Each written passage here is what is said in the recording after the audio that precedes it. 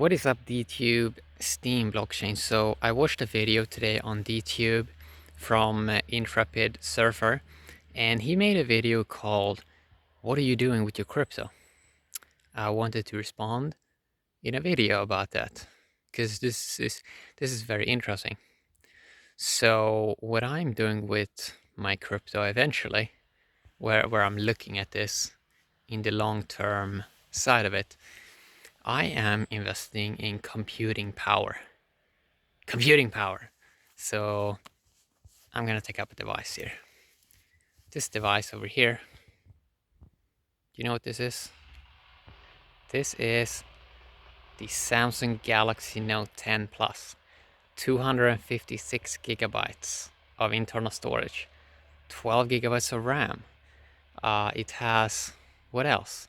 It has all 25-watt charger. You can buy a 45-watt charger. All of this. This is what I'm doing. Investing in computing power. Now, why is computing power magical? Like, what can you do with these devices? You can make passive income with YouTube and soon eventually other services. You can compute more data. This device with the pop-up view, you can run 6 or 7 apps at the same time. Perfectly smooth. So it's like these devices become miners of value, right? You can mine. The more computing power you have, the faster you can mine value. That's why these devices are gold now. They're gold because they're really getting good now. Cameras are amazing. Quad core, or not quad core, triple camera, quad cameras. They really saving time. I would say devices coming out 2019 3 times as fast as devices from 2016 in many ways. 2016, 2017 device already felt like a joke compared to a 2019 device. Same as we're probably going to look at 2019 devices as a joke in 2022, 2023. So just because you have this exponential hockey stick curve, uh, this is where so much value comes in.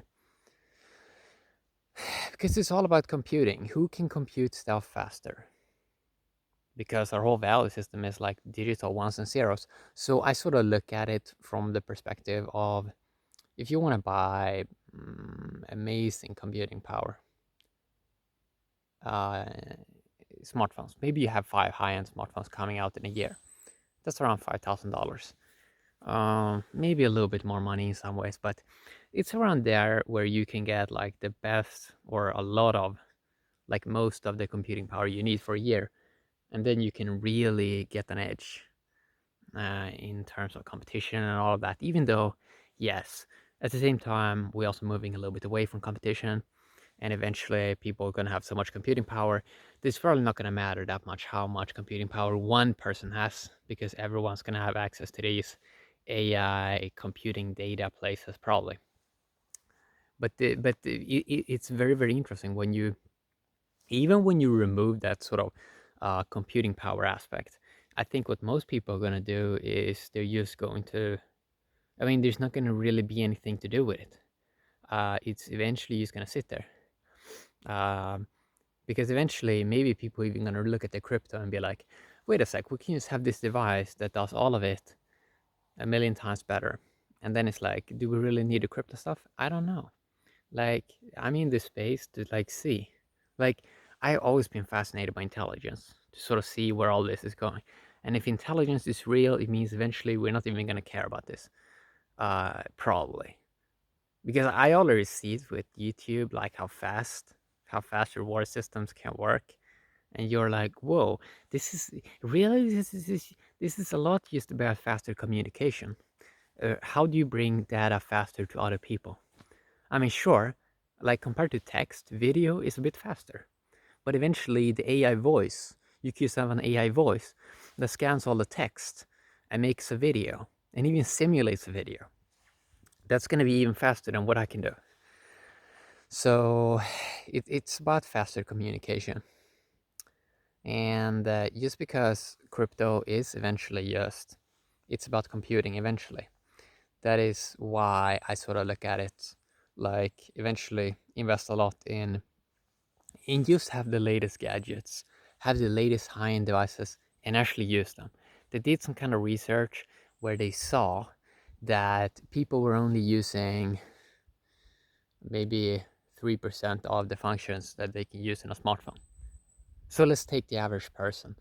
Um, Even if they have an Instagram account, they probably don't post that much daily. Maybe they post once a day, barely. But there's nothing really stopping them from post like 100 posts per day and like getting more information out there, sharing more stuff, expanding faster, right?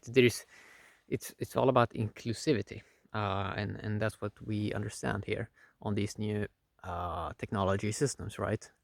So it's interesting that back in the days, the fastest way to create value was probably to sit on the value, sit in it in a house, sit on it in maybe hope for someone else to do something. But now it's like if you get the computing power, the fastest way to create more value is to build up your own intelligence system, do your own research, use the best tools, use the best smartphones, make the most videos, make the most content, get people value faster and faster and faster, care about more people faster and faster and faster and faster and faster. This sort of becomes more value eventually than the tokens itself. So it's all being morphed into intelligence eventually. So my second thing I would say eventually is going to be worth more than the tokens eventually is when everyone has the computing power, it's really going to be about caring and the relationships you sort of create with other people.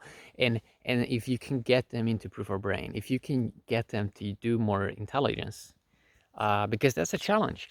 It's a challenge to get people to use proof of brain and not be lazy because maybe it takes sacrifices. Maybe they have to do some lifestyle changes, right? Maybe they have to, I don't know, invest in something else in life. Maybe they have to take risks. Maybe they have to work a bit. Even though work also is getting easier, but maybe they have to do some inner work. So it's kind of fascinating how I don't think most people eventually gonna care that much about the token value and all of this. Uh, we are now because a lot of people do not have the best computing power, and it sort of creates a lot of scarcity feel when you know you don't have the best devices, when you know you see the price rise, right? And you know you need a fiat, you need to spend fiat, right? And most people don't have a company. So for example, what I can do is I can use my company money, and I don't have to take out in a salary. So you save in a lot there by have some form of company. It costs less, right?